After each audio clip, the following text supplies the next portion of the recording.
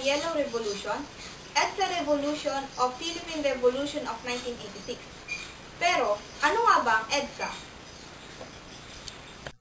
Epifanio de los Santos Avenue o mas kilala natin sa acronym na EDSA ay hinango sa pangalan ni Epifanio de los Santos y Cristobal, isang Philippine historian at dating direktor ng Philippine Library at Museum. May haba itong 23.8 km o 14.8 miles. Tanyag ang lugar na ito dahil dito nagtipon-tipon ang mahigit kumulang 3 milyong Pilipino laban sa Administrasyong Marcos. Sino nga ba si Ferdinand Marcos? Si Pangulong Ferdinand Emmanuel Edralin Marcos ay ang ika-10 presidente ng Pilipinas. Yes, that is quite clear. In spite of any result of any constitutional convention, I have no intention of running for a third term. Don't you think that 2 terms is enough? Kung ganun, paano humaba ang panunungkulan niya bilang presidente? Samantalang, convention, I have no intention of running for a third term. Don't you think that 2 terms is enough? ano nga ba ang martial law? Ika-22 ng Setyembre, taong 1972, nang ideklara ni Pangulong Ferdinand Marcos ang Proclamation 1081 o martial law. As of the 21st of this month, I signed Proclamation number 1081, placing the entire Philippines under martial law. Nagkaroon siya ng kapangyarihan na hawakan ang satatahang lakas at buwagin ang kapangyarihan ng mababa at mataas na kapulungan. Nagkaroon din siya ng pagkakataon na aparesto ang mga kalaban niya sa politika, tulad ni na Senate President Jovito Salonga, Senador Jose Jocno at Senador Benigno Jr.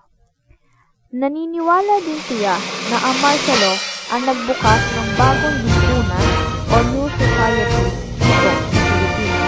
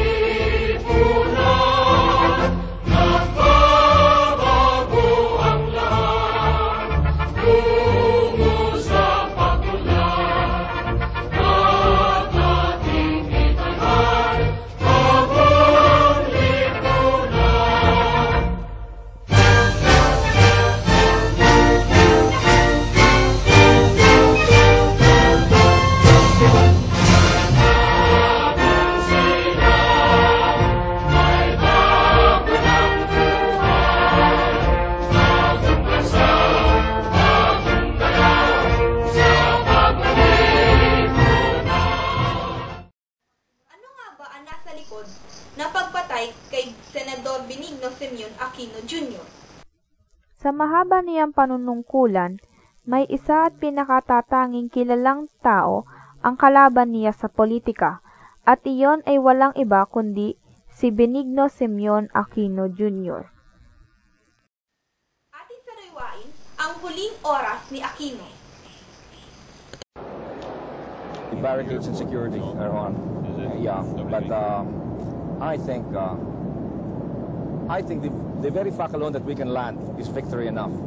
Everything after that's bonus. I mean, whether they put me back in a plane and ship me out or bring me to prison, I promised to return. I have returned against all odds. So that's good enough for me. Now, I am hoping that they will allow the press in Manila at least to talk to me. For 9 years, the goal was out of France for some length of time. My feeling is we all have to die sometime. Now, if it's my fate to die by an assassin's bullet, so be it. But I cannot be petrified by inaction or fear of assassination and therefore stay in a corner. I have to suffer with my people. I have to lead them because of the responsibility given to me by our people. Bakit nga ba nagkaroon ng snap election? Matapos ang pagpatay kay Ninoy Aquino, nagdeklara si Pangulong Marcos ng isang snap election na naaayon din sa kagustuhan ng mga tao. Ikapito ng Pebrero, taong 1986 nang naisagawa ang snap election. Ayon sa COMELEC, ang nananalo bilang pagka-presidente ay si Pangulong Marcos na may bilang ng 10,807,197 votes laban kay Aquino na may 9,291,761 votes. Pero, ayon naman sa NAMFREL o National Movement for Free Election, ang nananalo bilang pagka-presidente ay si Aquino na may bilang ng 7,875,070 laban kay Marcos na may bilang ng 7,053,068 votes. Naging hudyat na rin ng People Power Revolution ang pag-alis ng 29 na COMELEC technician. At dahil sa pangyayaring iyon, hindi na mapigilan ng Administrasyong Marcos ang pagtitipon-tipon ng mga Pilipino sa EDSA. Taong 1980 nang ang EDSA ay mapuno na ng mga demonstrador at protestanteng Pilipino laban sa Administrasyong Marcos. Sabay-sabay nilang kinakanta ang Bayan Ko o My Homeland na naging patriotic anthem na ng revolusyon. Sabay-sabay din nilang itinataas ang simbolong L o laban. Pinamunuan ng may bahay ni Ninoy Aquino na si Corazon Cojuangco Aquino ang mahalagang revolusyong ito. Naging makabuluhan at makasaysayan ng revolusyon na ito na tumatak hindi lang sa Pilipinas kundi sa buong mundo at tinagurian itong The Revolution That Surprised the World. Matapos ang mahabang revolusyon, nagwagi ang sambayanang Pilipino laban kay Pangulong Marcos. Naging presidente ang may bahay ni Ninoy Aquino na si Corazon Aquino at siya ang ika-11 presidente ng Pilipinas.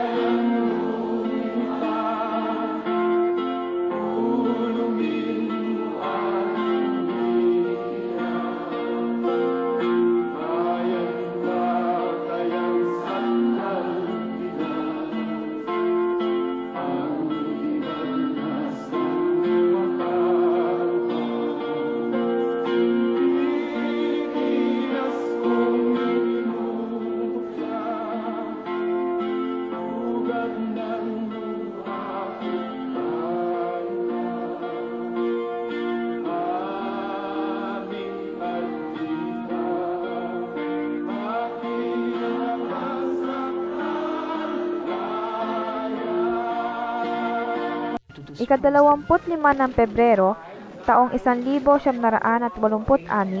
Martes, sa eksaktong ika-7 ng umaga, nang nanumpa si Pangulong Corazon Aquino sa Sampaguita Hall o ngayon ay Kalayaan Hall.